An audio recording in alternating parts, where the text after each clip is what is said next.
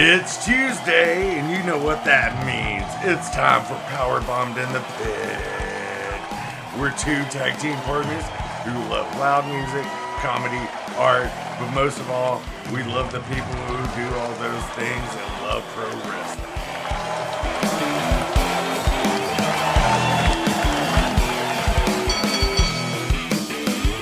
Joining us today is visual artist Alex. You may know her from her art accounts, Satanic Tiddies. Her art takes me back to being young in the 90s with splashes of color juxtaposed against images and bodies that would only cross paths in her work. She brings her incredible talent to the glitz and glam of professional wrestling as well. And if you haven't checked out her work, pause this, head over to her page, which is either connected to this picture or in the description, and give her a follow. So Alex, thank you so much for joining us this week on the card. Yeah, thank you for having me. I was like completely unprepared for someone to ask me to be a part of the podcast.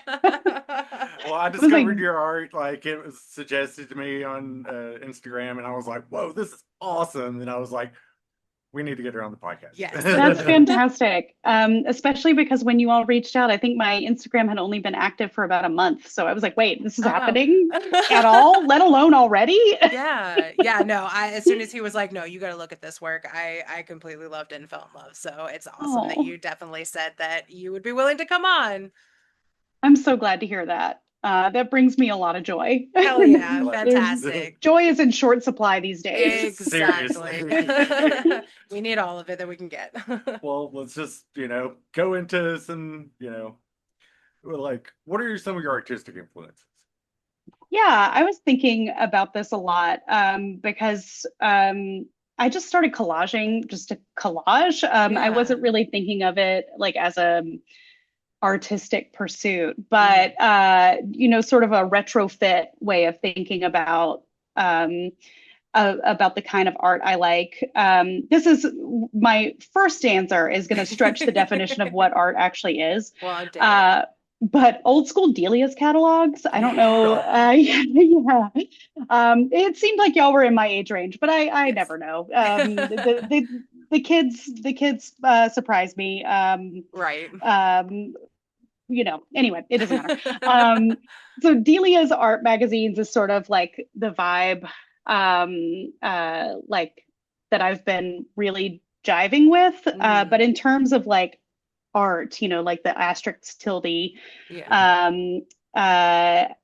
some Instagram people that I follow that really deserve a shout out are Vintage Fantasy Magazine. They've recently started within the last couple of years, putting together a print publication. I think right now it's being sold in select Barnes and Nobles, which is really cool. Yeah, no, I didn't know that. I definitely follow them. Like, I didn't know that they were starting a whole thing. That's fantastic. Yeah, it's really cool. And through them, I have been introduced to 3 other amazing artists. So Cult Class, that's their handle on Instagram. It's Caitlin Gravenstein, Stein. I don't know. I'm not sure. Giraffes Doing Things, Maisie Kane, and Mr. Babies. Okay. All 3 of them do a lot of really cool work with scale, where they'll pair, like astral, cosmos, what have you, work with like 1950s advertising, or they'll do like cutouts of bodies. There's one in particular, I think it's Cult Class, where it has a couple making out and one of the bodies is just cut out into like a galaxy, like a Webb or Hubble telescope sort of image. Yeah. And then the window cut out is also like an atomic bomb going off in the background. Yeah. That one's awesome. Yes. Yeah, it's it just subverts all expectations, because all of these things are sort of things we know and have seen like in textbooks or the internet or whatever, but the way that they're combined, it's arresting, right? To think about. And given the sort of landscape we're living in now, I can very much see making out with someone as an atomic bomb is Yeah, dropping. Like, what absolutely. else are we gonna do? Life, Right? I life mean, goes that's probably what's going to happen to most of us anyway. right. And then I would be remiss if I did not shout out a friend of mine, actually. Her name is Ashley Swartz. She is an artist living in Austin. I live in Houston. Okay. And she's an IRL friend. She has done this like little stick and poke piece that I've added to Oh, that's over and lovely. over. Yeah. Like it started as this, and then I got these, and then she did a couple of others. Oh, hell yeah. Um, but she does collage, and she has Okay. had her work featured in Austin and out in West Texas in a little Nice. town called Marfa. You may have heard of it. Yeah, I'm not I, quite sure. I've Yeah. moved out here like that during the pandemic, so Yeah, it was Oh from like, yeah. Austin. yeah. Oh, Uh, fantastic. yeah. So Yeah. So her. Oh, go ahead, please. you say you lived in Houston. Do you Hmm. know Dan K. Miller? Mm, He's a musician. He was do in a not. band called the John Bonet, but he does like a lot of collage stuff too. Oh, It's cool. Dan with Yeah. two N's. It's I'll have to look that up. Yeah. Yeah, but her Instagram is Smash Straws, so like Okay. smashing like a straw that you would sip out of. Hmm. And her collage art, at least when I was going to the tattoo shop a lot, is hanging up on the walls. And I was following her, and just her presence on social Yeah. media. Really, I was like, I could do this. Like, like Absolutely. Yeah. let's do it. Yeah. Her style is so much different than mine. But like watching her on Instagram and her like creativity and whimsy was kind of contagious. So I was like, Yeah. all right, I just need to find my topic or Hmm. my calling card, and lo and behold. Yes. Yes. awesome. Which you did. I mean, you do some fantastic stuff. And so I love it because no matter how many collages are out there, they all speak to something different. And I love it all. So yeah, Thank you. I of really course. appreciate that. Of course. Well, so speaking of, others' artistic styles, how would you describe your artistic style? Like what other kinds of art styles speaks to you more than others?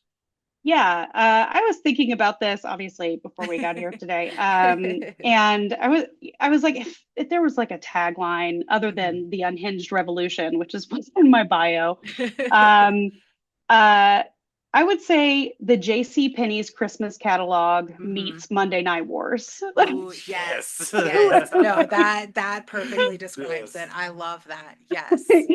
Yeah, because like and I know this will get to a question that you're gonna ask later. But it started with really thinking about like how can I work with this subject matter and make it silly, but also really cool and like Mhm. reverential, but also like this is silly, right? Yeah. Yeah. At the same time that it's also uh, like playing to things that we know and have seen, right? So Yeah. like Yeah. we all know the J.C. Penney's Christmas Hmm. catalog. I mean, Yeah. it Yes. was every time it would come in the mail, You're like like, you would yes, sit. I'm going to Yeah, circle everything. Maybe yes. I'll get one thing. And like those bedroom sets, like Oh Oh, my yeah. goodness. incredible. Whew. So I really wanted to do something with that.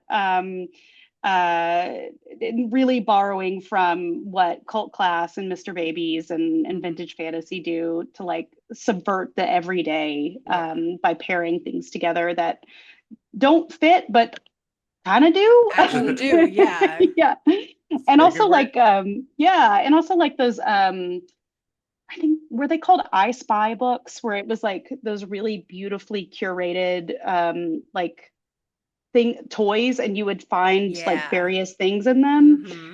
Yes. There was something about that that I still find really magical, that I find really inspiring. Yeah. Oh, that's awesome. Yeah, and in terms of style, I was just thinking of like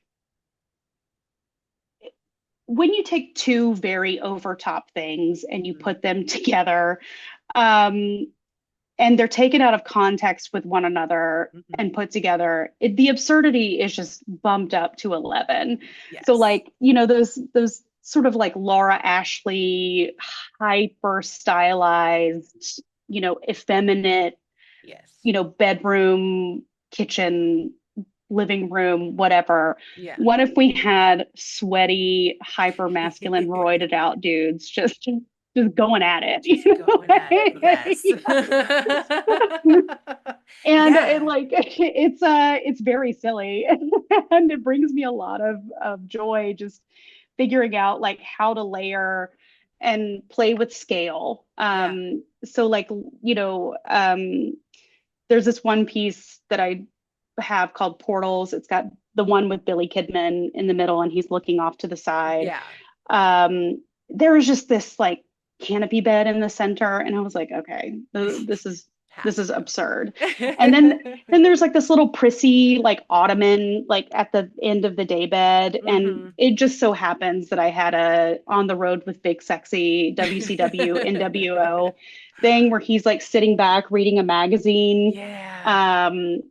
And it was just like a lot of fun to like to put these hyper masculine dudes in these incredibly effeminate spaces, because I think it really points out the absurdity of both ends of the spectrum. Which we can get into this later. But like I think it really says a lot about gender and how we are 100%. Presenting ourselves to the world, and also like how it's being sort of villainized, and people are being terrorized from it, when really things that are considered safe, like hypermasculinity, is a performance 100%. Like yes. Yeah. So that's why we have jacked up trucks and AR-15s at our disposal. Right. Yeah. You're telling me that every single day you eat nails for breakfast and go shoot your gun. Okay, cool. All right. Right. What about when you're sick? Exactly. Oh God. Yeah. The lowest you'll see a man sink is when they're sick. It's just like, oh God. We were just watching, there's this show, I'm not sure if you heard of it, Ethan Hawke's on it. It's called The Lowdown.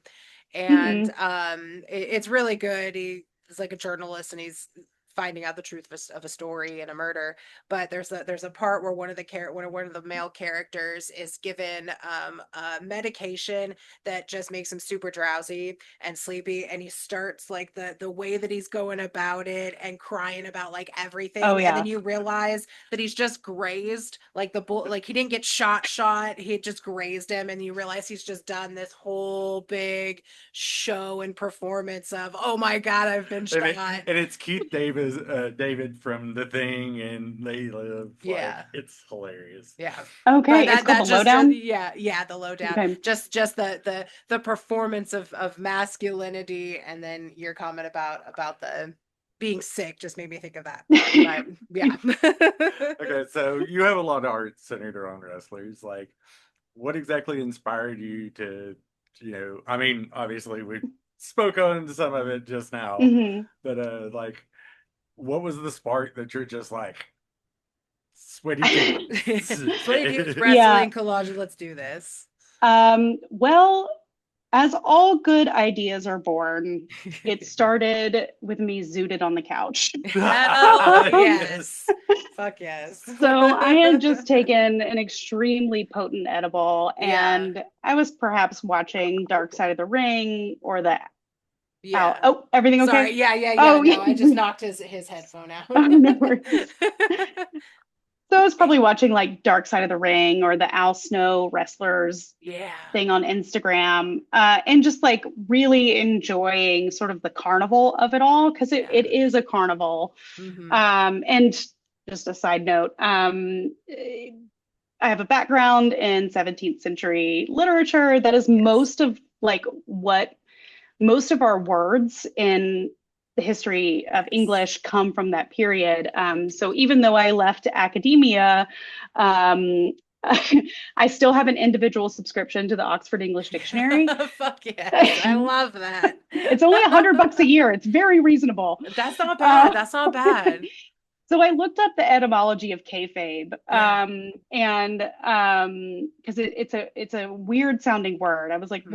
what is the origin of this? And it Yeah. started out, like in the carnival circus Yeah. circuit, right? Like Yeah. that the performers wouldn't break character outside of Hmm. their. I don't need to explain kayfabe to you and your listeners. Oh my God. Um, but that is really what clicked for me. I was like, Yeah. oh, it's a it's a carnival. Like it's carnies, right? Like Yes. performing for us. Yes. Um, how can I make this more absurd? Like Hmm. how can I take this out of the context of what it is? It's recognizable. We all know what wrestling is, and we all sort of like enjoy it or laugh at it Yeah. or passively like look down on it. There are a bunch of reactions, but I was thinking like, how can I make this more absurd? And again, it was like, what if I put them in a Laura Ashley showroom? It's a What would happen if I did fantastic. that? Yeah, I mean, when again, like when I saw your work, I was like, no, this just fits the sweating over masculine, hyper masculine sweatiness compared to the prettiness of a bedroom set or the prettiness or the femininity of something else, and it really highlights, as you said, the absurdity of it, and I love it. I think that's an amazing connection, especially with the circus too. I did not know that kayfabe actually is rooted in that, so that's fantastic. I thank you for bringing that up. Yeah, and and like once that was clicked into place, I was Mhm. like, oh, okay, now I get it. Yeah.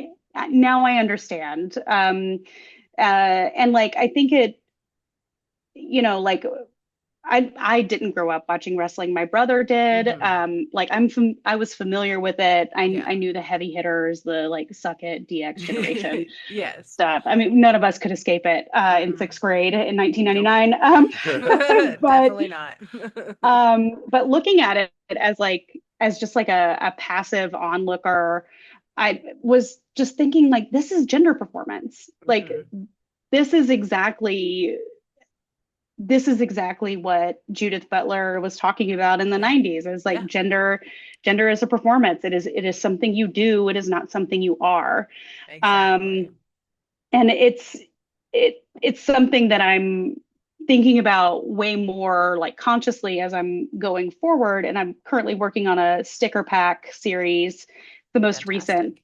things I've Awesome. posted the digital collages with like the gender as a drag and Yeah. the HBK horse girl Hell yeah. and Saturn like revealing that he's wearing women's underwear. But like like trans people and queer folks and LGBTQI spaces are Hmm. often spotlighted as, the populations that are performing gender, but we all perform gender, Absolutely. every single one of No us. matter And who like, you are. Yeah. exactly. Yeah. And like, even, from a non-binary perspective, you're Hmm. performing gender by refusing Do to not. Accept it. pick one, Yeah, Yeah, accept it. exactly. Yes. Yeah. or refusing to accept that there are just two to choose from. Yeah. Um, and I just think it's really interesting that, like the conservatives and, the right have really, they've sort of used queer theory and rhetoric to vilify and Hmm. villainize what is really just a movement to accept people Yeah. and have others understand why queer people need the communities that they have and like Yeah. why like compulsory heterosexuality is something that we should question. Yeah, I mean, And it's oh, like, God, um, this whole administration, like, that's what they've been focused on. It's Yeah. taking away everybody's right, rights, like the shit that's going on in Kansas, where if you're trans, you can't get a license, all right. that.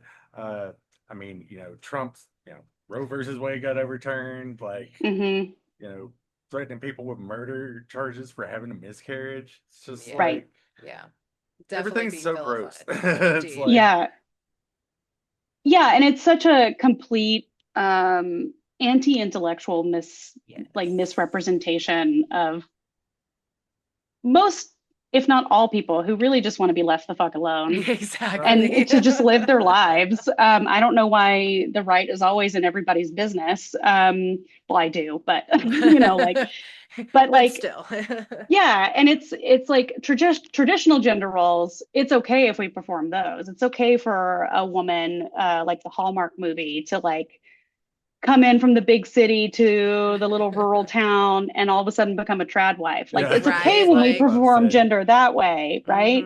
It's Yeah. okay when Triple H is roided out that like the veins in his thighs are popping out. That is not normal. Ripping your No. quads is not a normal thing people do. Right. Hell no. But Ooh. that's safe masculinity, right? Yeah. It's all of a sudden not a safe masculinity for a man to have his daughter paint his nails, and have like tea parties.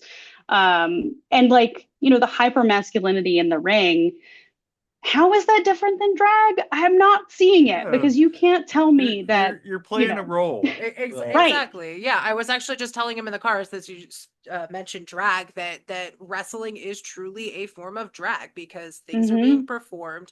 You are taking on a character, a persona, doing things. You are performing to other people and for other people. And Mm-hmm. it's blown out so ridiculously, just like with drag, where femininity is blown out. It is exaggerated, just like in the ring that Mm-hmm. masculinity is definitely exaggerated. Yeah, and I mean, also at the same time, there's a level of homoeroticism to To two Oh dudes in my their underwear all God. greased up, good like throwing lord. each other around. Right. And like our historical basis for that is the Greeks. Like Yeah, name a Yes. more homoerotic culture. Jeez Louise, exactly. Yeah, I mean, and the homoerotica really truly is also part of the appeal because like by the same token, the hyper masculine, dude bros who are into wrestling Mhm. also just don't see the irony of how Right. gay it is. It is so gay. Exactly. Exactly. Exactly. It's like you were being like, "Oh yeah, oh man, that wrestler's looking so good right now. Look at how he's doing this." Like you were critiquing a man's body to the point where it kind of sounds like there is definitely something there. And You there's know what I so mean? many Hmm. promos where people just like mess up and it turns into something that totally sounds Very homoerotic. homoerotic It's in like, some I'm gonna particular be up in way. your ass. This is just reminding me, I'm gonna have to work on this soon so that it's up by the time you all like publish the audio to this. There is a photo of Scott Hall. He's like someone has him in a headlock. I can't remember who it is, but the look on his face, like speaking of being zooted, he was Right, clearly right, zooted. of We course. all know. Yes. Um, 73 but somas in. That was just for yeah, breakfast. exactly. But the look on his face, it looks like pornography. Like if you Yeah. took it out of the Yeah. context, what? Exactly. Exactly. Oh man, we got to Yeah. make And a I, meme. Is like, is this a wrestler or is this a gay porn star? right. Well, and I'm gonna pair it with a Foucault quote from the History Oh, of Sexuality about yes. erotic art because Oh, yes. it's hella erotic. And a lot Mm-hmm. of the stuff from, the early 2000s DX generation, like really when the hypermasculinity and like just it's just so American, Yeah. like the trucks and the beer and the Mm-hmm. suck it and Yeah. all of that are coming into play is actually the gayest. Uh-huh. Especially It looking is. at those magazines, like some of them are like, I don't know. There was one I think that said like full stroke or stroke hard on like the on the cover, and I Oh was like, man. what? uh, Wow, I didn't realize I'll send that. some photos and you can Yes, splash please. them if you want. Yes. No, yeah, please. sure. Yes.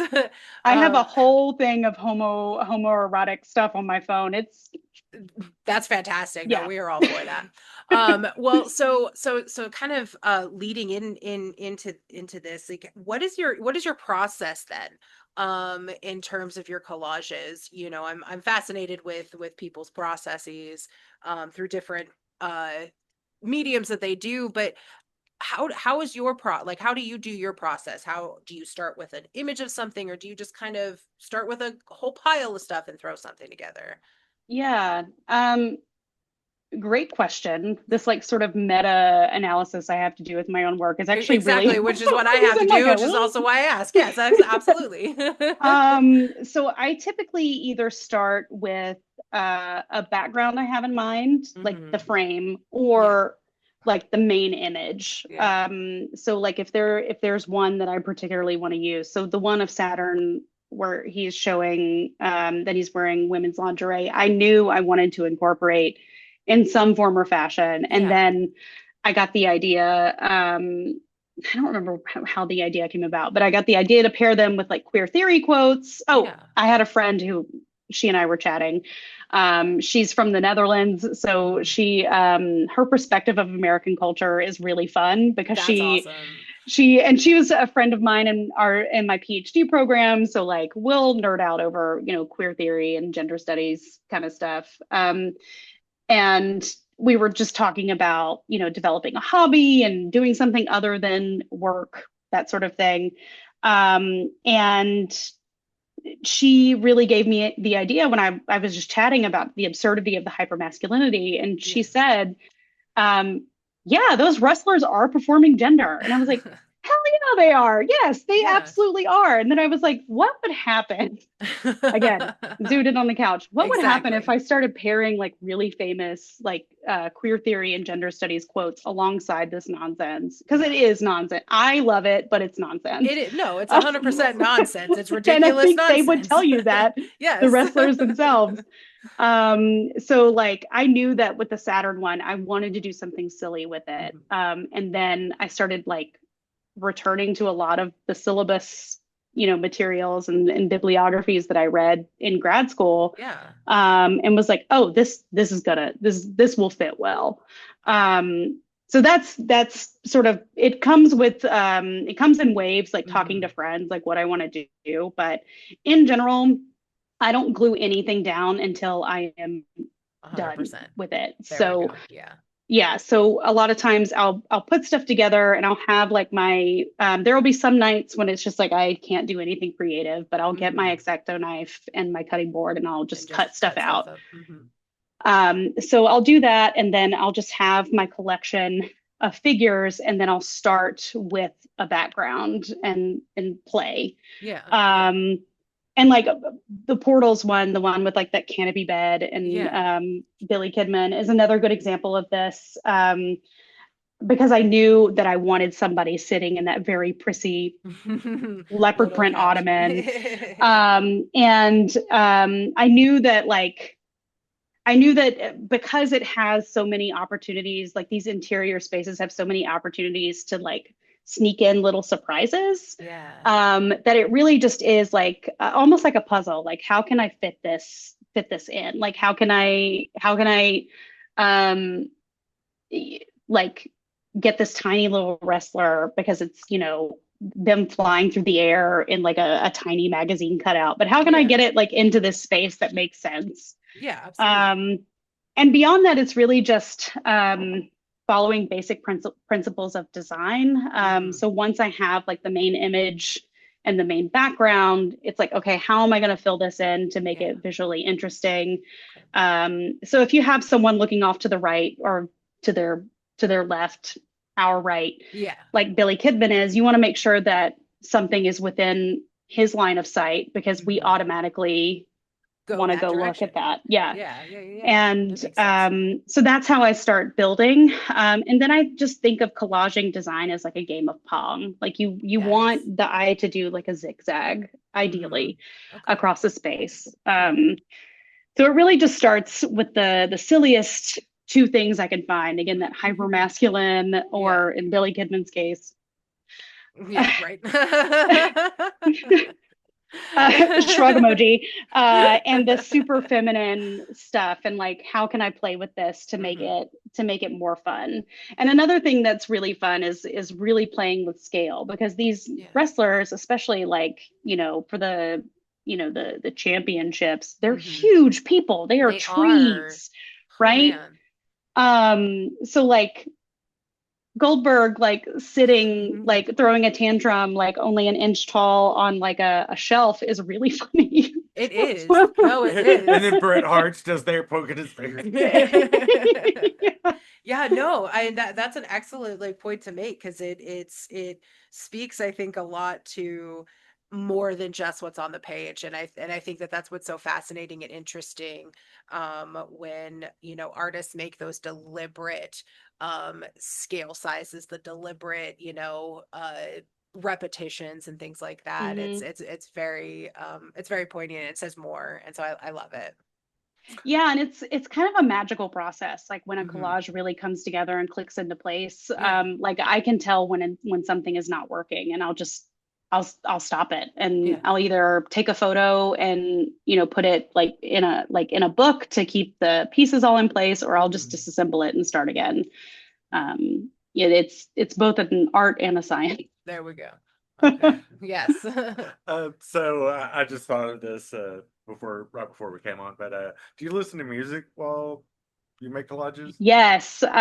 So I'll either put on a playlist. I recently this is really revealing a lot about myself. So when I started, really thinking about these very silly collages, Mhm. I have a couple of friends who are super in like unironically. It's become so ironic that it's unironic, like it bends There we back go. to Yeah, unironic, yeah. really into Creed and Nickelback. Oh man.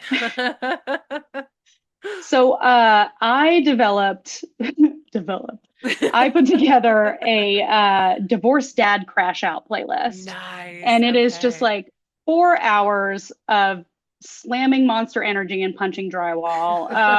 And I'll put that on my Sonos and get Yes. zooted, and we'll Yes. just see what There happens. we go. I love that. Another thing I do is also put on old episodes of Unsolved Mysteries, which are all on YouTube. Yeah. And that'll also get me in the spirit because talk about absurd, like the hairstyles Oh my goodness. The on that acting and the one. reenactments, like all of it, It's so absurd. Yeah. Where Yeah. I grew up in Alabama, it's been on Unsolved Mysteries like 3 or 4 times. Uh-huh. Where So, whereabouts are you from? I'm from a county called Marshall County. It's like the next biggest city is Huntsville, Alabama, where the Space and Rocket Okay. Center is. Yeah, yeah. So, I grew up in Mississippi, so I get oh, Nice. okay, cool. it. Yeah. That's awesome. Um, well, outside of music, while you're making art, like who are some of your favorite bands?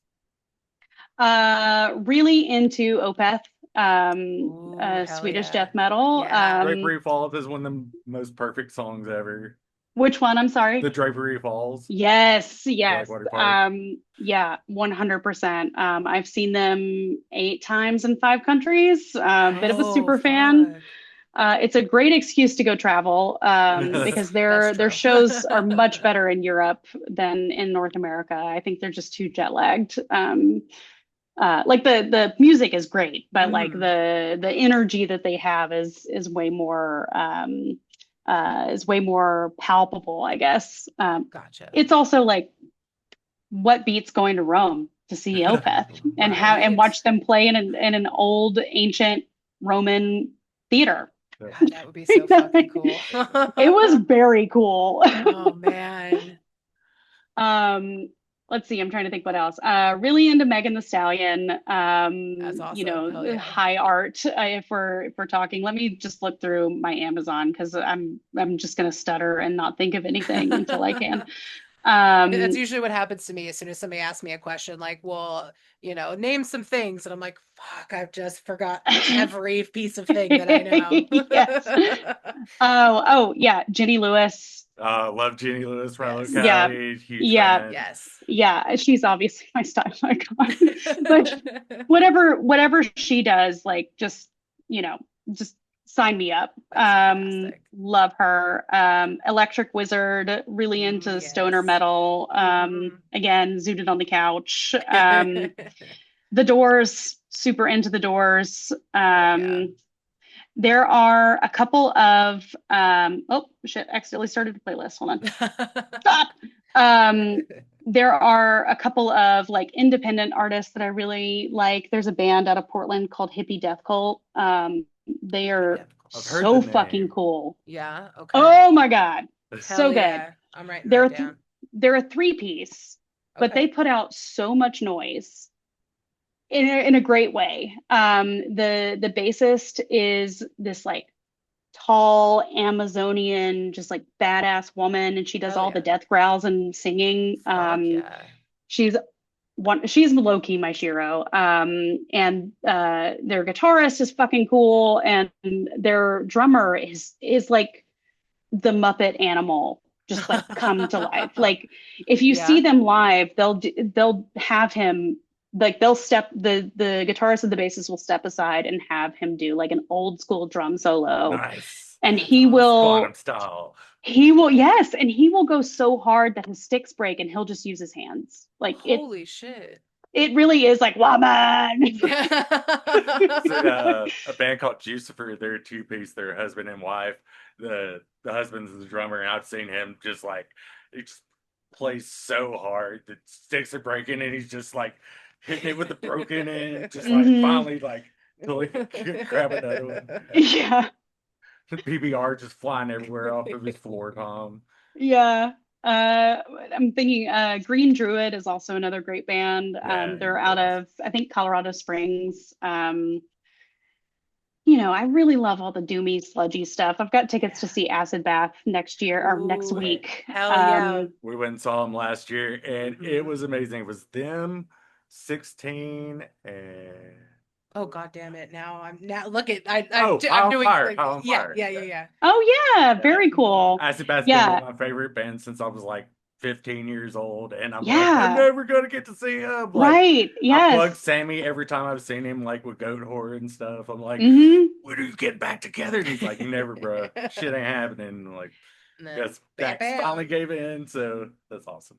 Yeah, Goat Horror fantastic. was my first metal show when I Oh was like really? Nice. That's an 16. Oh hell awesome Yeah. yeah. first metal show. Fantastic. Yeah. Who's playing with Acid Bath when you see them? Um, I don't know. Let me look that up. We grab my charger. Sorry. I'm hotspotting because the hotel I'm at, the Oh, no Wi-Fi is worries. terrible and my phone is like on its Oh last no. leg. No No, it's fine. worries. We Um, appreciate you doing this while you're traveling too. yeah, no, I'm so happy to do so. Let's see. Acid Bath, Houston.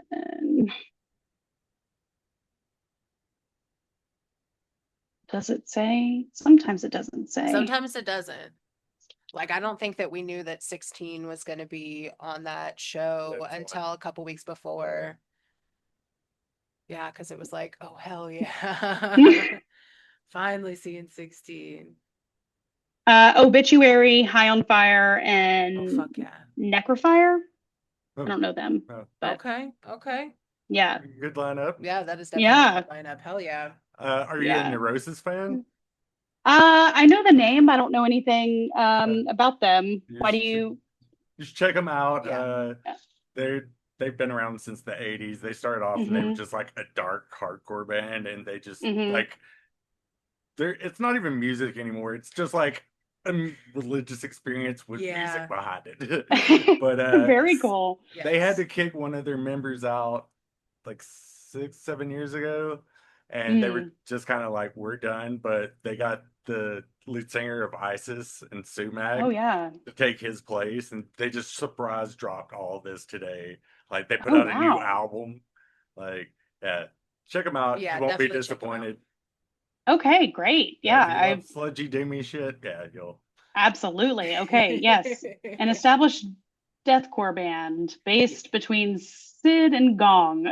No, that's not them. They're Oh, from that's not them. yeah, they're from Oakland, California. Okay, all right. Oh, All there's right. so there's two. Yeah, yeah. There's tons of bands that have the same name. Oh, well, just Yeah. kidding.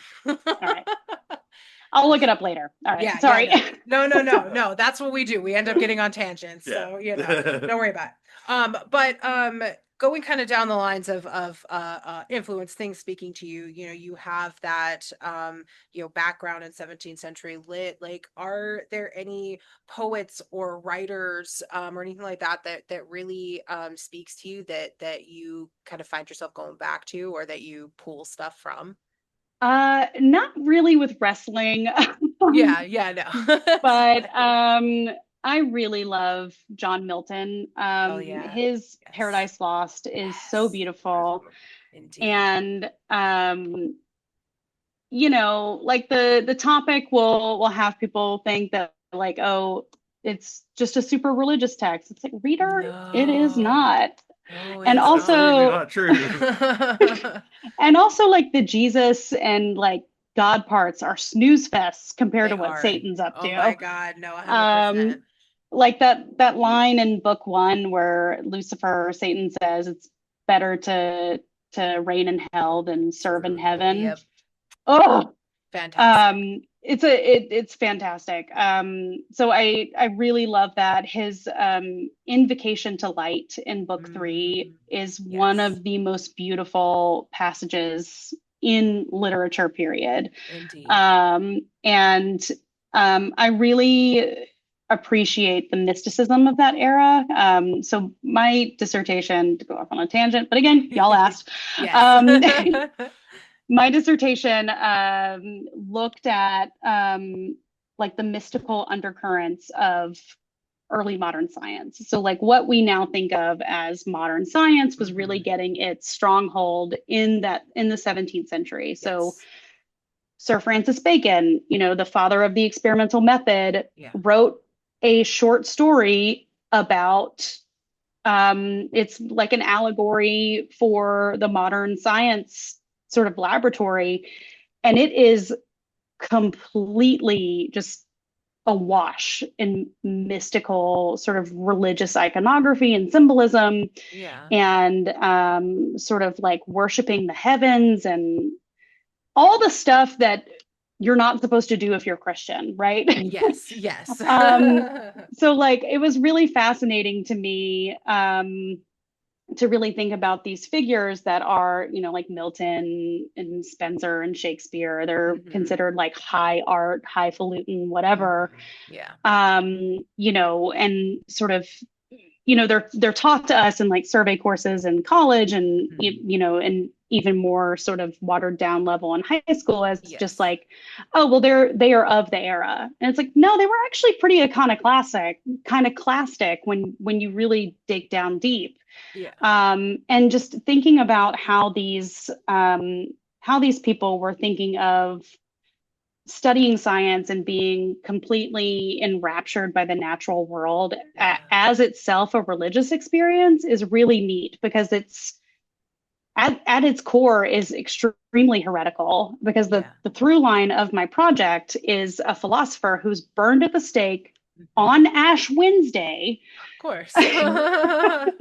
In 1600 after being tortured for 9 years by the Roman Inquisition. His whole thing was like bringing back the pagan ideology, like there is spirit and sort of life force in matter. Like how do we conceive of matter? How do we think of things that aren't human? And for this philosopher, he was like, well, it's in everything. That's what the Holy Spirit is. And the Catholic Church was like, no, that's what pagans do. You're not supposed to be pagan, because he was also a lapsed monk, so that was also like a big deal. Yes. Okay. But so much of that literature is really thinking about vitalism and the sort of things that we associate with like like the hippie movement or the stuff that comes out of searching for extraterrestrial life and like what counts as life and things like that. No, these are just questions we've had for centuries, for long. millennia. Yeah. And like, thinking about, just thinking about how people can be rebellious within a system of censorship, I think is really interesting. For no reason other than the fact that like shit's been bad before for humans. Oh yeah. It's bad now. And it's really bad now. Yeah. I'm not like diminishing that at all, but it is a good reminder that to adapt and to try to stay strong and read books because there are certain people in power who think it's threatening if you do. Yep. Yeah, it's interesting. I one of the things that I do for work is I do online tutoring, and there's Hmm. always a period in the school year where some high school students have done papers on like things like Fahrenheit 451. Hmm. And I'm always reminded of the fact that this is still going on, that this is Hmm. definitely not something that, you know, We're at it's the gone Venn away. diagram of Yeah. idiocracy, Yeah. 1984. Yeah. Yes, yes.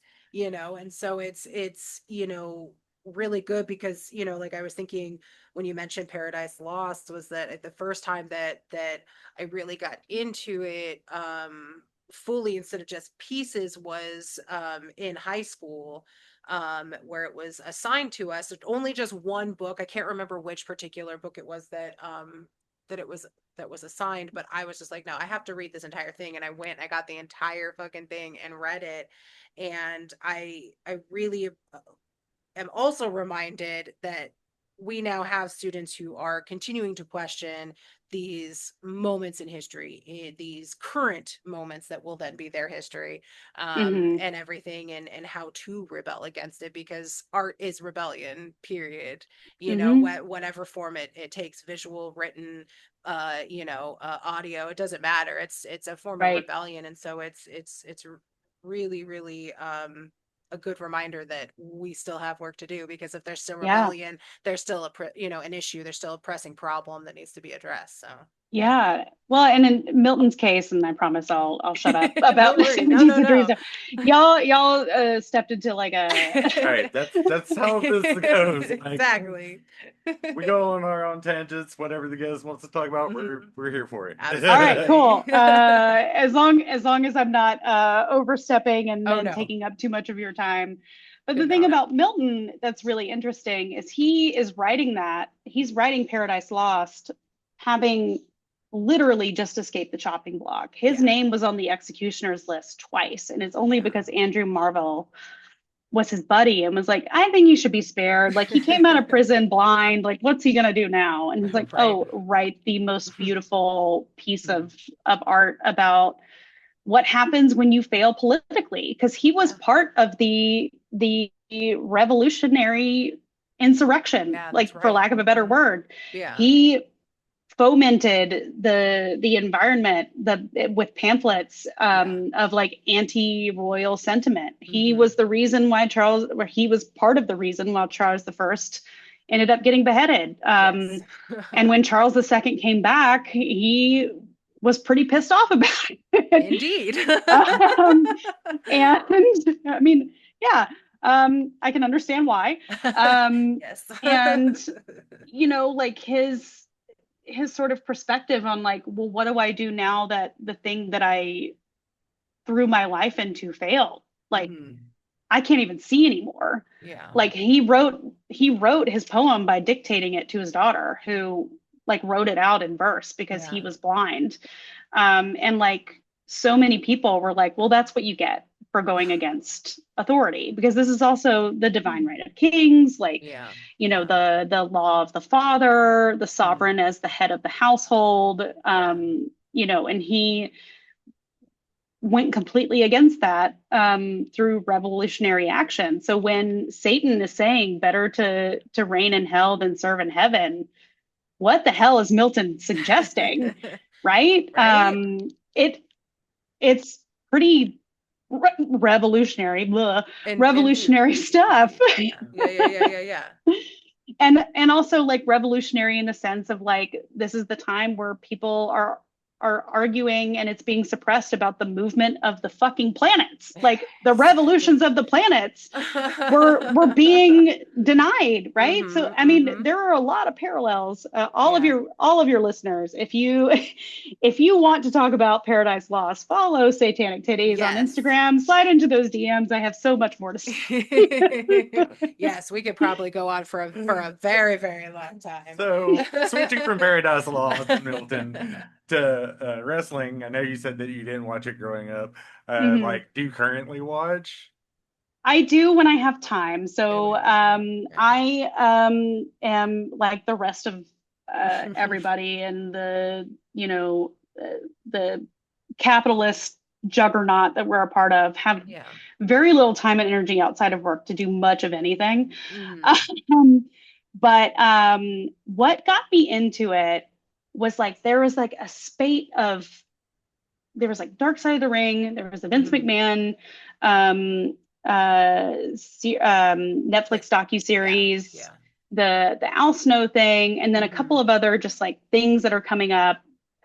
Like Instagram a couple years ago, all of a Yeah. sudden wrestling from the 90s is everywhere. Yeah. And it's like, oh, 12-year-old boys in 1999 are having a moment right now. Yes. And I love that for them.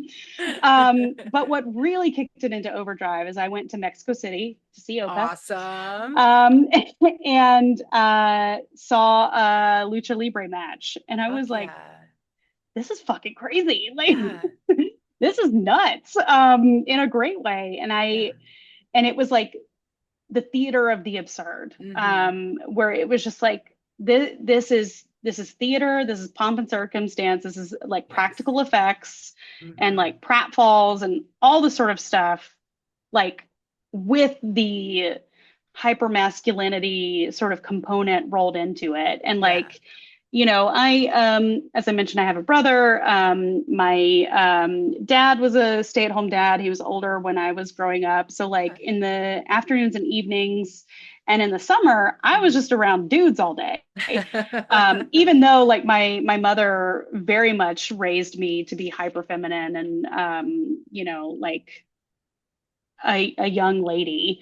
But like, the sort of dudeness of wrestling really appeals to me for a lot of reasons. But like it's only been fairly recently that I've been into it. And then with all the stuff on Instagram, like people would just like share things with me and be like, okay, this is crazy. So is this. This is also nuts. And then once I saw it live, I was like, okay, I gotta start going to more wrestling shows because this is fun as hell. Yeah. I grew up in the Attitude Era, so but I was Mm-hmm. like, I was when everything collapsed, I was like 19, 20 years old. Mm-hmm. And so I watched for a little bit longer, maybe like a year or two, and then like I was just like, I'm just not feeling this anymore. And then like probably like 2018, I was living in Austin, and I went to see, I think it was Anarchy Championship Wrestling. It was at the Mohawk in Austin. Uh-huh. Have you Yeah. ever been there? No, I haven't. I Oh, know the name though. okay, so there's the floor, and then there's like a section, like a little half moon section of seats, and then there's another one, and then you walk up these stairs, and there's just like it's just like a bar area. They've got a fence. Well, I saw a dude get power bombed from the bar area over those three rows of seats into two chairs, and I was like, I'm pretty sure I Wow. just witnessed a murder. Oh my God. Right. Because it's like I can't remember who played, but it's like if you bought a ticket to see the band play later, you got to watch the wrestling. I was like, I'll check this Hell out. yeah. And I was Yeah. like, and like I started going to like little local wrestling shows. I got to see like Swerve Strickland wrestle. God, like a lot of people that are big now, like Thunder Rosa. But Mm-hmm. uh, but what really, really sold me is seeing Danhausen. Uh-huh. Dude, like I was just like, this guy is so ridiculous and so awesome. Yes. And I like when I found out he was like a hardcore kid, I was just like, okay, this guy is my new favorite wrestler. So I just like watched everything I could find of him on Mm-hmm. YouTube. And then AEW started and he was in there and I Mm-hmm. was like, Yeah.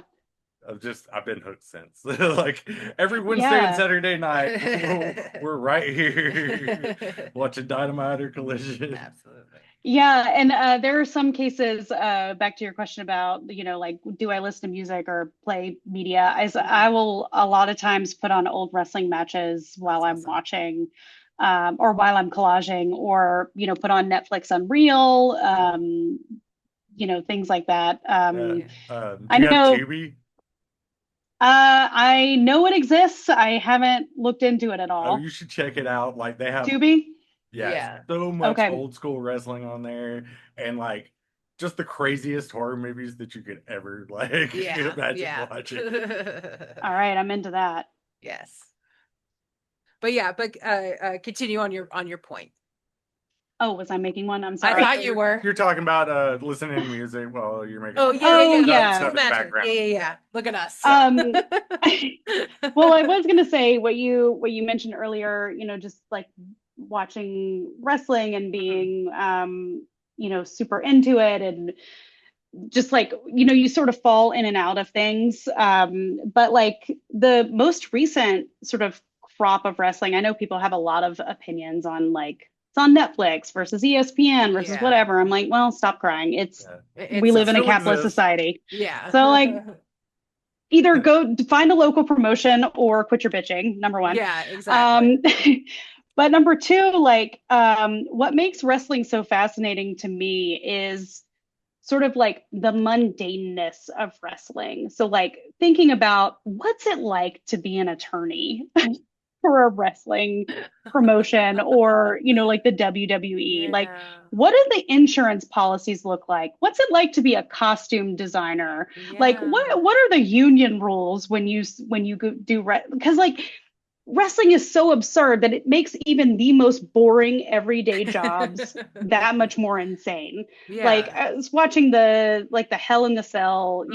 Mick Foley, Undertaker, Dark Side of the Ring fairly recently, and I was like, what do the insurance adjusters have to say? Yeah, right. Right. Well, because don't like usually like once they kind of have like, hey, these are the kind of things that I may want to do in a match. Don't they have to like give it to somebody to then get approved essentially? Right. Like Yeah, but that. some of that was improv. Well, no, I know a lot is improv, but like for the most part, like Like I it's listen. blocked. Yeah. Yeah, yeah. And so, like you kind of have to be like, okay, well, I have this idea of maybe jumping through this thing, or what if I did a coffin drop off the top, off of this thing 50 feet in the air, or whatever.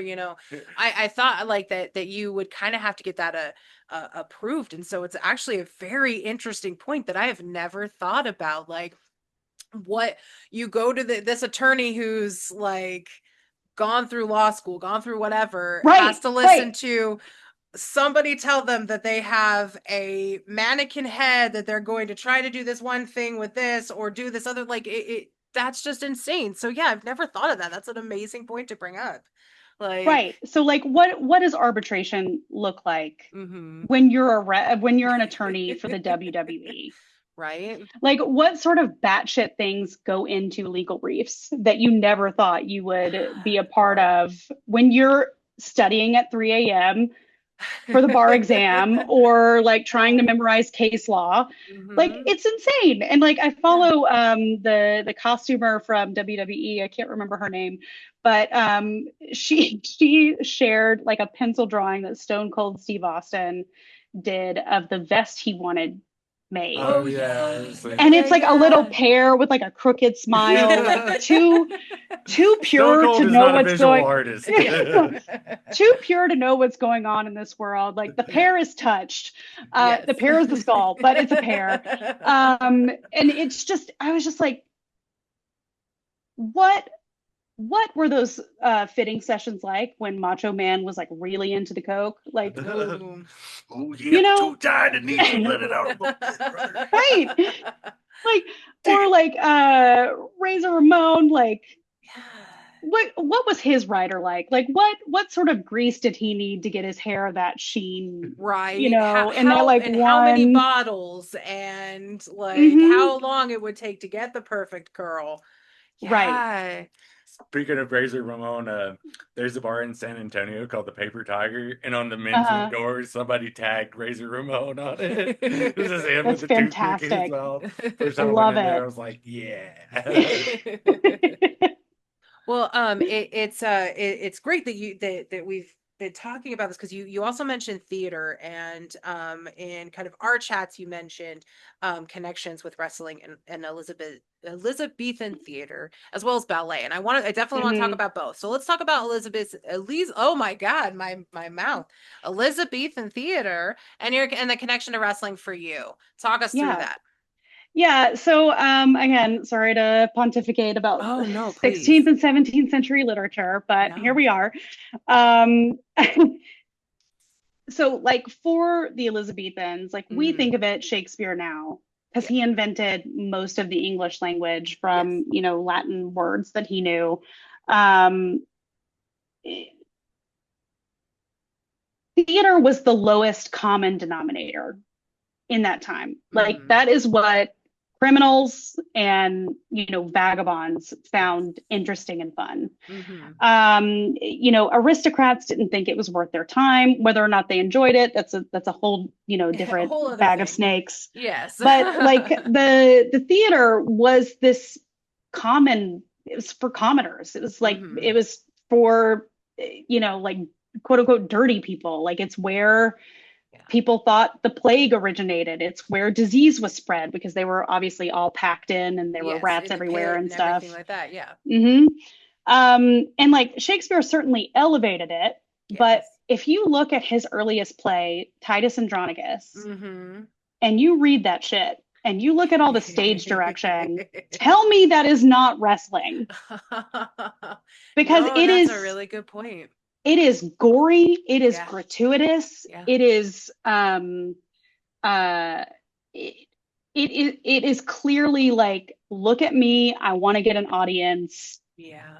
eat a cockroach, like Fear Yeah. Factor from the Yeah, early exactly. 2000s. The movie um version of that with Anthony Hopkins is like one of the most yeah, brutal things. Yes. It's like it's visually beautiful, but oh my yeah, God, like yeah, and it's so like another sort of specialization of mine, the 17th century thing is thinking about classical adaptation, Mm-hmm. and so like from the Roman world. So a lot of my work looks at the originals Yeah. that things come from. So like with Titus Andronicus, it's based on like a Senecan like closet drama. We don't Mm-hmm. actually have the roots of it, but it makes a Yeah. lot of references to Ovid and Virgil and all the hits, right? Yes, yes. So like, but like thinking through again, when we think about higher ed, which Mm-hmm. like is not that far from wrestling, since look who No. the look who the Exactly, person in charge of it right? is. We got one Um, degree of separation there. right. But when we think of like higher ed and we think about the classics and Mm-hmm. Shakespeare, it's like this like whatever, this like glorious time of like poetry and Mm-hmm. language and art and blah blah blah. But like the Romans were brutal as fuck. They Like, fucking and were. gladiatorial matches, Hmm? like it's just wrestling. Like Exactly. it's to the extreme, Yes, but like but it's not that separated I know. from like um and the gladiatorial matches in the Roman era were also considered like the lowest common denominator. Like they were Mm-hmm. considered something to protest. Like people did not appreciate the glorification of violence. People Yeah. who were living in the Roman Empire thought that. And then Yeah. people in Elizabethan England thought that. And I'm just thinking back, or I'm thinking about like some of the, extreme wrestlers that I follow that like Mm-hmm. they do a lot of like death match Yeah. shit, where like there's always the story built into it, and Yes. like that is a crucial component. So like if you Mm-hmm. if you took the body slamming element out of it, it really just is theater. And I Yes. think that's really interesting because if I can be vulnerable for a second, Of course. I grew up super poor, backwoods Mississippi. Yeah.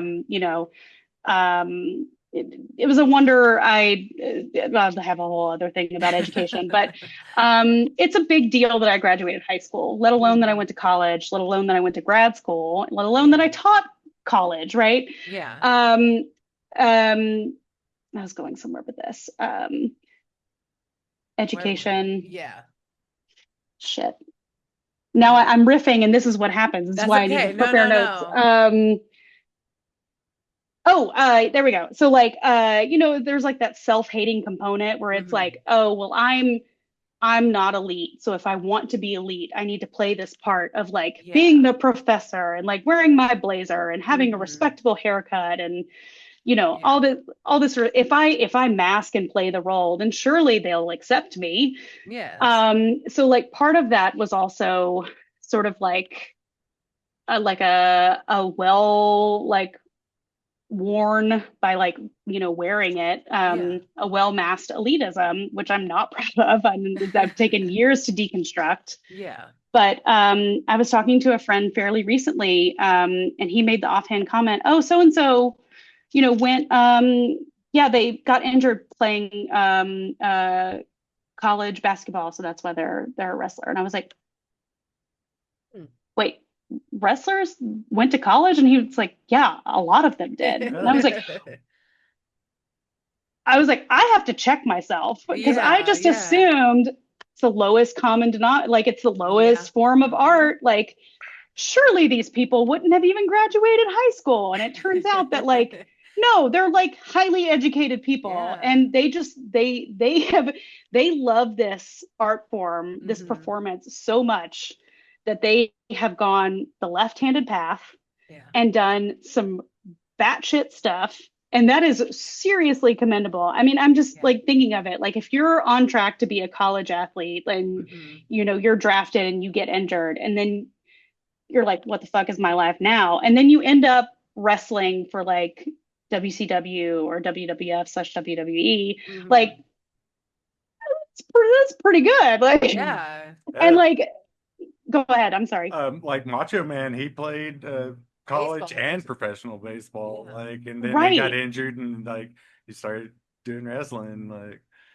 Yeah. And it was one of those moments where again, it was like, it was realizing like a lot of my assumptions and a lot of my own ignorance, like lack of knowledge about wrestlers and sort of the form of performance and art, got checked in that moment. And I was like, thank you for pointing that out. Like I had no idea. And Yeah. this says a lot about me that I just assumed, because again, my entree into it was like Yeah. the suck it generation Yeah. era, Yeah.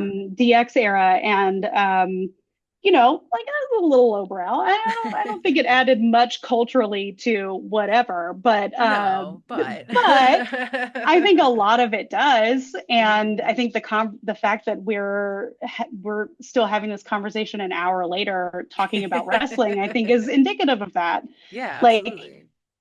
the fact that, and again, I think this goes back to like even the most mundane sort of tasks, when you Hmm. add wrestling to it, it becomes so much more interesting. That like the Yes. fact that I have not run out of things to say about wrestling, They were on Yes. like like what, episode 10, and I, they haven't run out of yeah, things to exactly, say. yeah. exactly. So like, yeah, it's I'm sure the bros will probably come after me, but whatever. Ah, that's Do okay. it. Bros will be bros, Um, apparently. yeah. No matter But what you yeah. say. But yeah, you mentioned it's really interesting because you mentioned, uh the kind of the goriness of gladiators and everything. And I recently what was the other night we watched a shellac. I think it was, no, it wasn't shellac, it It was was a Nick. Mox, Yeah, Nick Gage, and oh, I I can't can't remember remember. who else, but I keep thinking about these death matches and this death match wrestling and everything, and I didn't make that connection or that link to the gladiator times, because that's what it is. Mhm. Like, we are literally just sitting here watching two dudes or multiple people beat the fuck out of each other, and some With of light those, tubes and thumbtacks. yeah, and specifically death match wrestling, like they are theoretically, the Mhm. kayfabe part is fighting to the death, which is what Right. gladiator stuff was. And Right. so for that connection to like that's amazing. I did not think about that. So that's fantastic. And I mean, what is a promo other than like a little soliloquy or a aside that you tell yourself or that you just tell the audience, or Mhm. whatever, or a monologue. I mean, it is 100% in theater, Right. like in AEW, Aubrey Edwards, or is it Edwards? The ref, Yeah, yeah. yeah. I just want to make sure I had her last name right because I'm horrible with names. But she's mentioned because she's a either has a background in ballet or is a ballerina, one of the two. I know that you know I more think about she that. has background in ballet.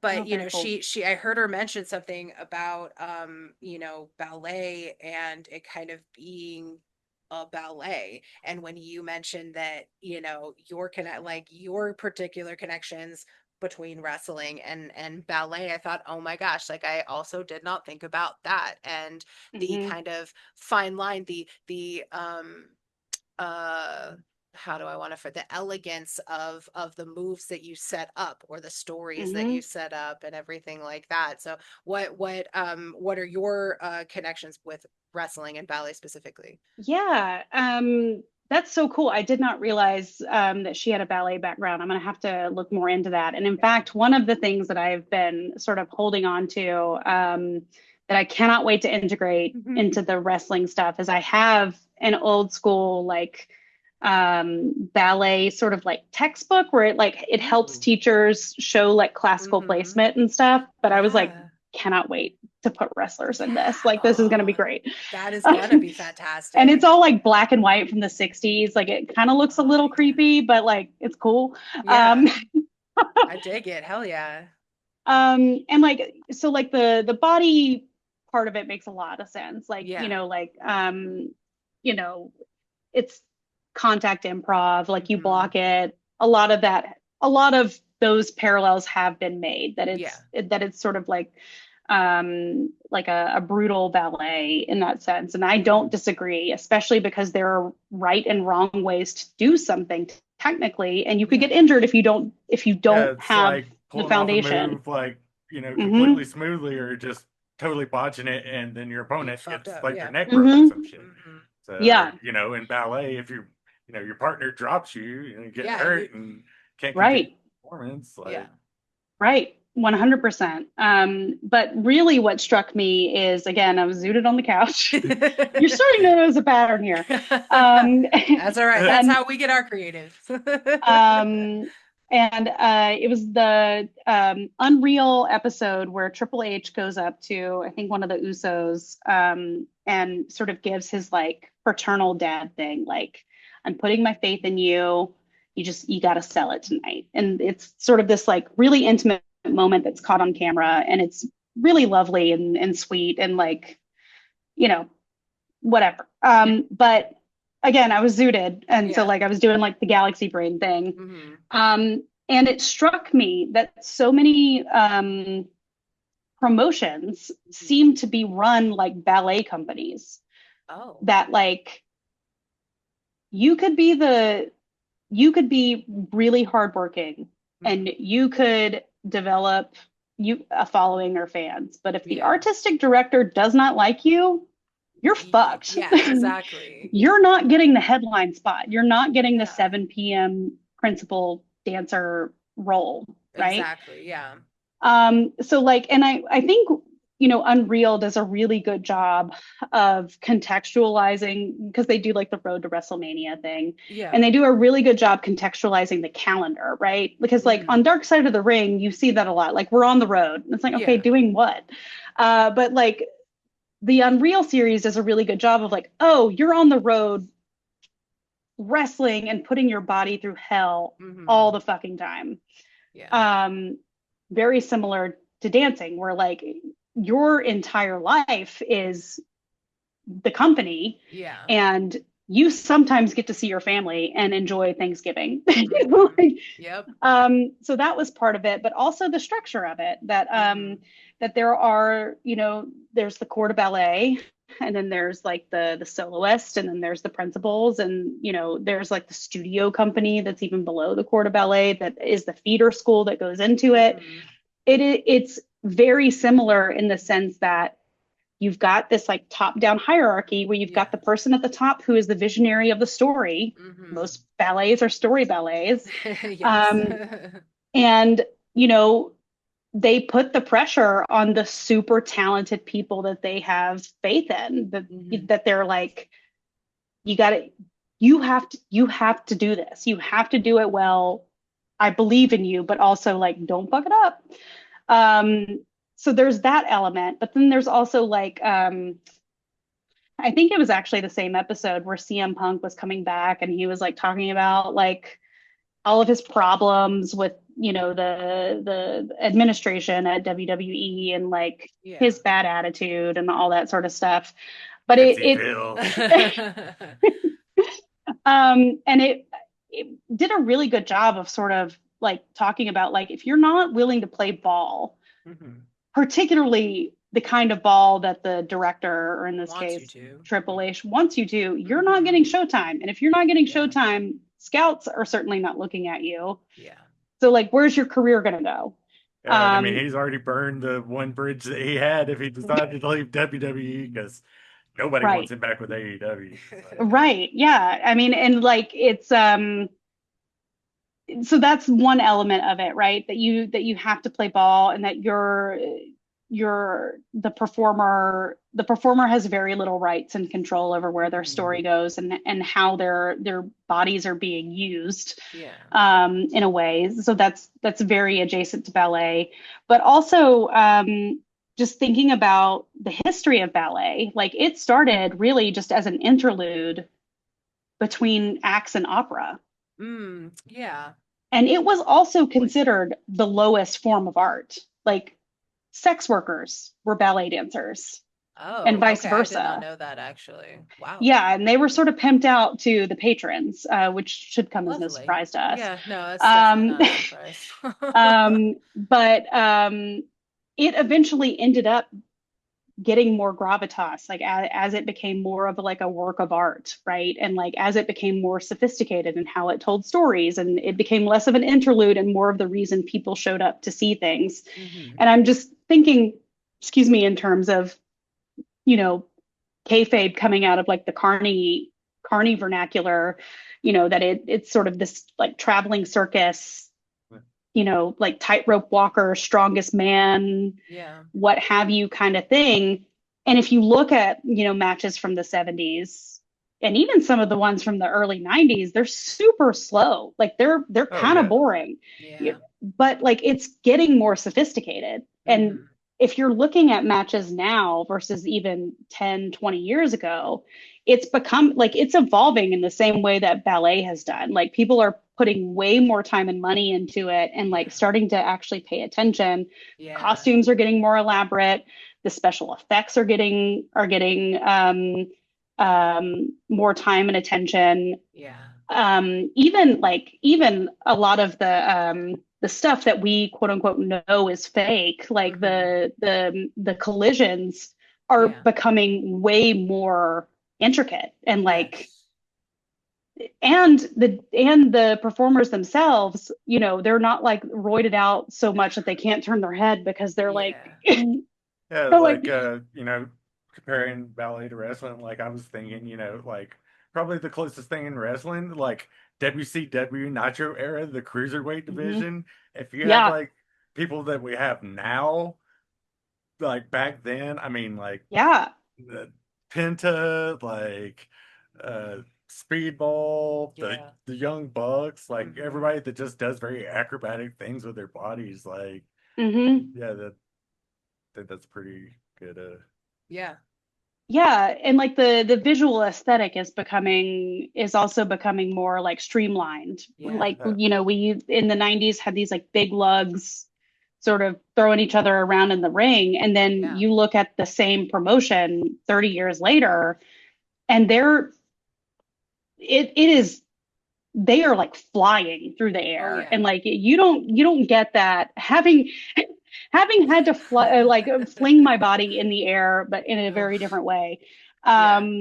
That doesn't happen without practice and like knowing Mm-mm. exactly what your body is doing as it is moving through space. Exactly.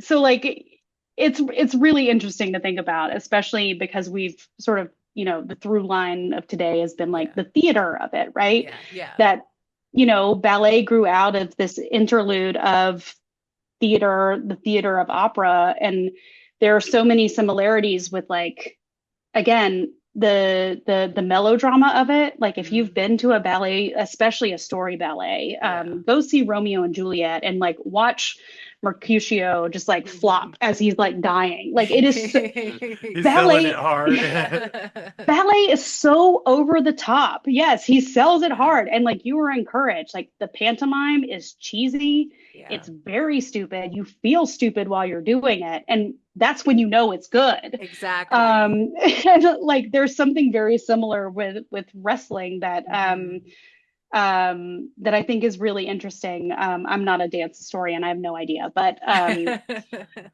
that was just my take. Yeah. Yeah, no, I mean I 100% agree with you.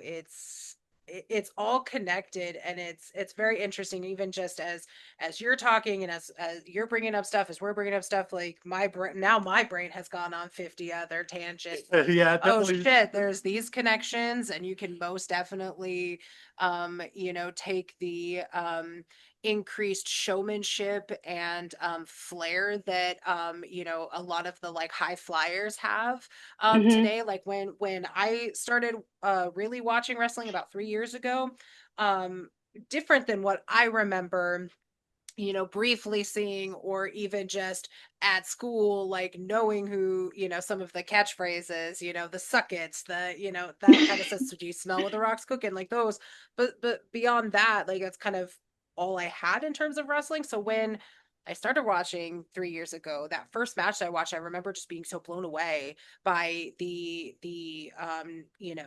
athleticism of these Hmm. people, the how hard people are falling to the floor, how high they're getting, the things Yeah. that they're doing. I mean, the whole thing just blew me away, and it's 100% deeply rooted in all the things that we've brought up in Yeah, just like this time. definitely did not expect Literally. to like have like a through line from Shakespeare to Roman gladiators to Hmm. carny stuff like in wrestling. Yeah, because I mean, yeah, you put all those together and Yeah. that I did warn you, I'm neurodivergent. No, hey, so are we. So we're good.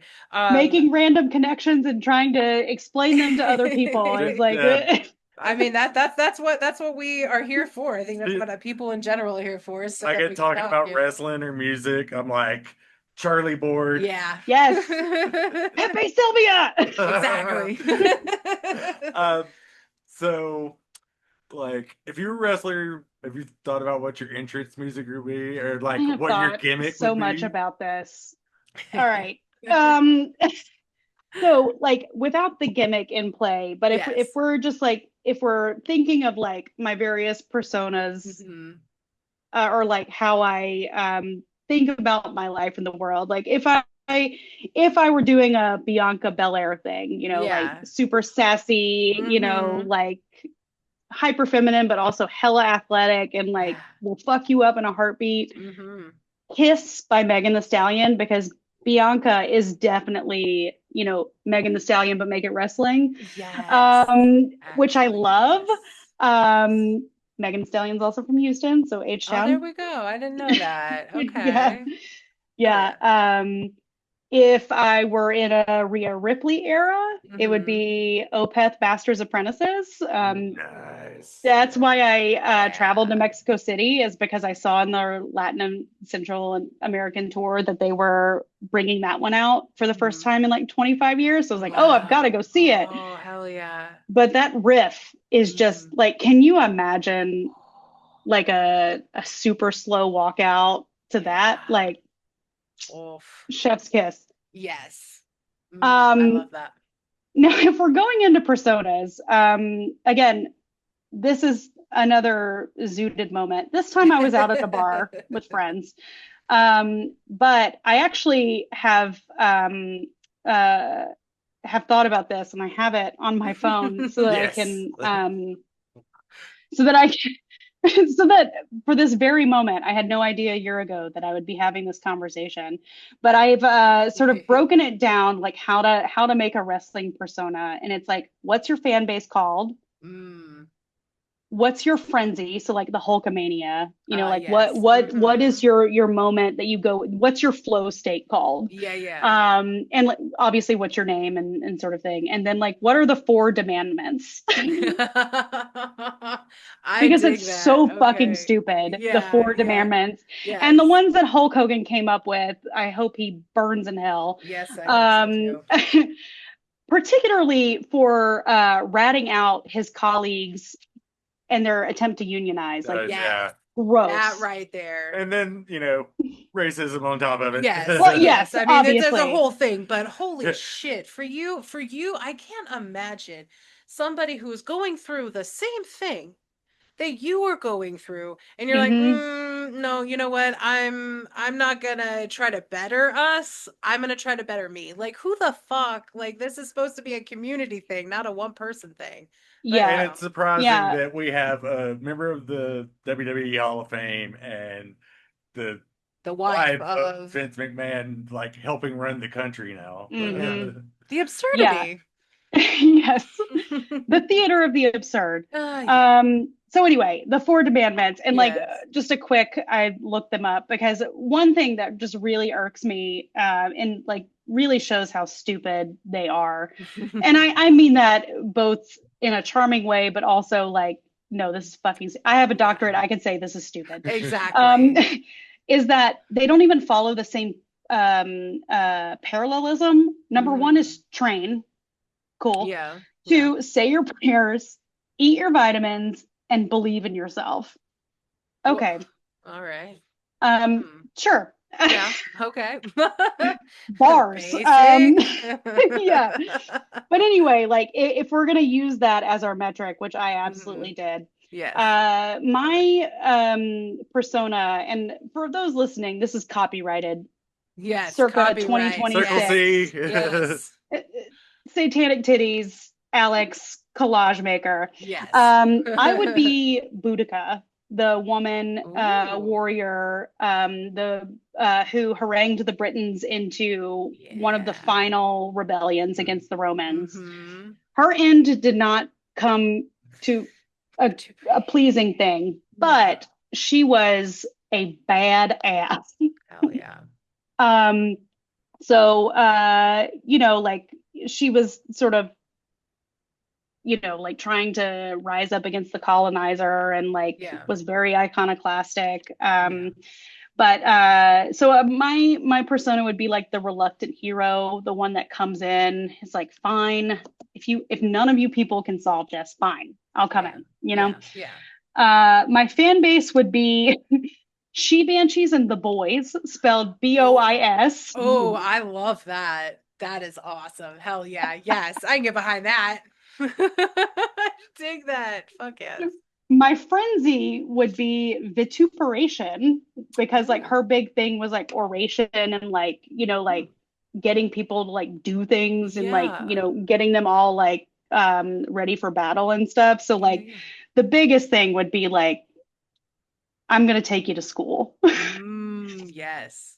um and then my four demandments would be kill the colonizers, Yes. show no mercy, Okay. get fucked up Yes. in parentheses, Ooh, and then worship nothing. I dig that. No, that's So amazing. Boudica. Yes. And my walkout song would be some sort of like tribal Celtic thing, a lot like Yeah. Ooh. Wardruna, with where they do like where it's like Nice. Norwegian dark Yeah. folk where they use like antlers and shit to like make Yeah. their Yeah. music. Um yeah, I this one has been in the hopper for a year. I'm so glad I get to tell someone other than my close friends about Yeah. No, that is legendary. That is amazing. I love that. Yeah. What about You y'all? definitely, oh man, that's a big Oh. question. I I am really bad when it comes to trying to choose one thing and kind of stick to it. Like favorites are really bad for Hmm. me. Because my brain is like, okay, well, I love this thing, but this thing connects to it, and I love this, and then I'm like, I can't. There's too much, and Hmm. so I don't know. I don't know what my entrance would necessarily be. I think it might change daily. It might just be whatever song is stuck in my head that day. I mean, I yeah. think that's what it would end up being, is just whatever song is there, which is obviously not consistent for a wrestler at all. But I don't know. I think that that's a cop out answer for me, but I think I'm gonna lock that one in.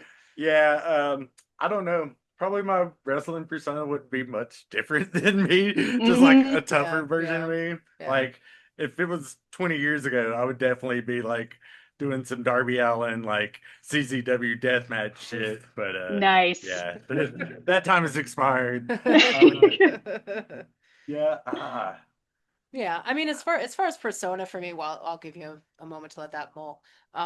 Would definitely, I would be more of the gothic. Because I would get to dress the way I would always love to dress, but I just Hmm. don't put in the time and effort to do it, because Right. it's so, like, there's so much effort that goes into it. And I love it. And so I definitely think that there would probably be a dark, spooky element to whatever persona I would yeah. Mm-hmm. I have, most mean, definitely, I would definitely like, probably want to align myself with like Brody, Hmm. Darby, like, some of the like the darker wrestlers. Yeah. Because Yeah. Yeah. that's how I roll. Exactly. So I know that we've kept you for a bit. So we're gonna end I on feel like I've kept you, so oh, no, we're no, good. no, no, you have not kept us. No. This has been amazing. Yeah. We'll end on two final silly little questions. Hmm. But so if you could construct a Mount Rushmore of your own, Hmm. who might be on there? Yeah. I've thought a lot about this, Oh yeah. and this is a difficult one. Yes. But I'm just thinking in terms of like who brings me the most joy, Yeah. because again, joy Yeah. is in short supply right now. Exactly. Um, Al Snow, but also Head Yes. next to each other. Mm-hmm. Um, Diamond Dallas Page, but only if it has like the spray of bleach blonde Ah, hair from the 90s. yes. There is Yes. something so beautiful Yes. about watching like those curls just like bob around. Like it's so charming. It's so Mm-hmm. cute. Like, Absolutely. Total I just want to 90s run my Jersey, hand through. dude. Yes, yes. I'm like, I feel it. I'm into it. Yes. Yes. Kevin Nash, obviously, I've got a I huge crush on know. him. Ugh. Fantastic. Oh, yes. And then Magnum TA, because like his Oh, story is just, so it's so sad. heartbreaking. Oh, And he it just is like, he had such a beautiful sort of figure and like was like on the rise. And, I know like huge wrestling fans know who he is, but not enough people do. And he deserves to be memorialized in that way. yeah. Um, Totally agree. with an honorable mention, this is not actually a wrestler, but wrestler adjacent to Jim Cornette, Yeah. homeboy. You kind of have to bring corny into the Dude, conversation. He's insane. Like, Yeah. and he he, go ahead. he's like simultaneously like one of my favorite people and one of my least favorite people. Yeah. Have you ever seen the Dairy Queen video where it's like No, Oh oh god, God. the YouTube Jim Cornette Dairy Jim Queen Cornette, video. Dairy Queen. Oh Okay. god, it made Yeah. me hate him so bad. Totally Like I infuriating. understand why he did what he did, but it was a total dick move. But then you have Jim Cornette now who's Yeah. like fuck Donald Trump, and Yeah. I got a big titty goth chick as a wife. Yeah. Like, Yeah, like Yeah. it's definitely interesting, especially again, somebody who has not had a whole lot of background with wrestling. As I go through and I hear stories about people who aren't wrestlers but are involved in the wrestling industry, and about them, I it's just it's I don't know. It's amazing, and it opens up a whole lot of other different doors. And so I'm so glad that you brought up Jim Cornette, for better or for worse, in my opinion. Well, what I love the most is I was recently rewatching I can't remember what it's called. I'm sure the people who are listening to this will be screaming into the void because I can't remember what it's called. They'll be saying the name where it's where Vince Russo had the brilliant idea to make like wrestling real, and a bunch of people got injured. Oh, yeah. Um, The WWE, crap. like with the boxers and Yeah. other Like, fighters and yeah. Yeah. oh, Brawl for All. Okay. Bro, Yeah. Yeah, there we go. I was thinking Fall Brawl, but I was like, no, I think that was That's not it. WCW. Yeah, Fall Brawl is definitely WCW. But yeah, so like he is going on this tangent. It's one of my reels on Instagram. If you ever need to pick me up, please go watch it because it's so funny because he goes through this whole thing and he's like, about Vince Russo, after the shit you've done to me and to my friends and like all the people that you injured, like all of the things. And then the last item in his serial list is in all the shitty wrestling you have produced. It is like that is the final straw for him. And you know what? As a neurodivergent person who has a lot of special interests and takes them very personally, I see you, dude. Like, I get it. This is just your special interest. This is your version of trains. And you take an offense when someone makes a mockery of it. Yes. And I respect that level of dedication. 100%. 100%. So we'll close with one final question. Who would be in your dream main event, like living or dead, and like who would you love to see fight each other? Sure. So I'm gonna be a little creative here. I'm gonna do some cop out answers, and then I'll actually answer your question. All right. So just in terms of a dream main event, I watched this fairly recently. The WCW Uncensored from 1998, where again, the homoerotica, the three-way between Raven, DDP, and Chris Benoit. It is, if I could see that in person, my God. And the reason why is because towards the end of the match, Raven ends up with a trash can on his head, and DDP and Benoit proceed to beat the shit out of him with crutches. Where they get the crutches, I don't know. They're just hanging out under the ring for no reason. Sure. Probably from the crowd, you know. Maybe they took it from someone who actually needed them. I don't know. Who knows? And then eventually DDP, again with his spray of bleach blonde hair, ends up like tumbling into like some like side props, and he's out of commission for a while. And it's just a fucking melee. Like it is chaos personified. I would love to see that. 100%. Oh man, that would be amazing to see live. Oh, yeah. All right. So for funsies, and this isn't so much a wrestling match than just people I want to see get the fuck beat out of them. So caveat emptor. I would love to see China beat the absolute shit out of Linda McMahon. Oh, that would be beautiful. Wouldn't it? Because I work in and I'm adjacent to higher ed and K-12. What she has been doing to the Department of Ed I'm gonna have a Jim Cornette moment, has not only fucked me and my friends and my livelihood, but I would just love to see her get just the shit canned. It would be wonderful. By the same token, I would love to see Bret Hart go after Vince McMahon after essentially killing his brother. And killing his brother. I feel like there's a lot of pent up aggression there, and I think we would all feel a little bit of catharsis watching that ass beating take. I think so. I think Bret would be the special guest referee, and Bret just like break his neck. I was gonna say Bret just collectively holding the petty grudges and everything that all of us have, and him just unleashing all of that on him. Absolutely, yes. That would be an amazing match to see. Those two on the same card, the same night, one after the other. Oh, that would be amazing. And then like an actual answer to your question, I think it would be really cool to see Magnum TA and Scott Hall go at it. Ooh. I think they might have at some point. Did they? Okay. See, I'm not. But I mean, if they have, then hey, guess what? That's something to look at. But if That's not, true. that would be an amazing match. Yeah. Don't quote me on that. I'm not 100% sure, but I think they might have. That would Yeah. be amazing. Was it his Razor Ramon era or like before? No, it was when he had the mustache. Oh yeah, no, I want to see like greased out, like Mm. Scarface era Right. Scott Hall with the Magnum TA mustache, like the 80s and 90s, just like going at it. Yeah, that would be fun to see. Oh, Absolutely. All three of those, I would love to see those. Right. Yeah. Sure. Well, Alex, thank you again so very much We for really taking the appreciate time. Before we go, do you have any shameless plugs that you would like to tell us all? Absolutely. So Fantastic. follow Satanic Tiddies on Instagram, satanic_tiddies. That's Yes. 2 D's because Satan would have double D's. He, she, they, all of them. They. Yes, Satan is they. I Satan think is so. in all of us. Amen.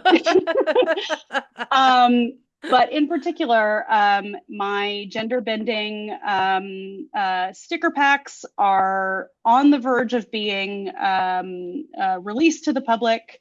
So I'm waiting for the design proofs for the first round. I think I'm going to do at least 3 rounds of different iterations. Yeah. All of or most of the proceeds of those will go to an organization in Texas. I still need to decide which one that supports trans rights and trans activism. Okay. So that one for sure. And the stickers are going to be glitter and holographic. So like, we're doesn't? Definitely going to have to buy some of those. Yes, we are definitely going to grab some of those because those sound amazing.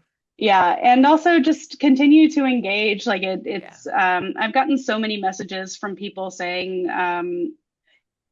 again, you asked for the plug, and I'm gonna gas myself up a little bit. Please. That like it has done wonders for their mental health. Like awesome. Checking my stories, and like I did a limited run of like analog Valentine's cards, and a couple of the people were like, I've had a really tough year so far. It was end of January, like we're none of us are doing well. Thank you so much. This has given me something to look forward to. I really enjoy this. It brings back nostalgia and good memories. And so please continue to engage with my art out there. And if you haven't yet, please go take a look. No transphobes. And no awful behavior, but other than that, please come join the no dickheads allowed. Don't be a jackass. But other than that, come join the unhinged revolution where we're all dudes just hanging out. Exactly. You're a dude, he's a dude, she's a dude, we're all dudes. Dude is a gender neutral term. Absolutely. That's another sticker that I'm gonna put out soon. It'll be glow in the dark with the Baphomet goat head and a black letter font. It'll say, "We're all dudes in the unhinged revolution." Oh, I love that. Okay, yes, I'm definitely going to be keeping my peepers out for that. Well, Alex, thank you so very much. I hope you have a great rest of your day. And thank you. You too.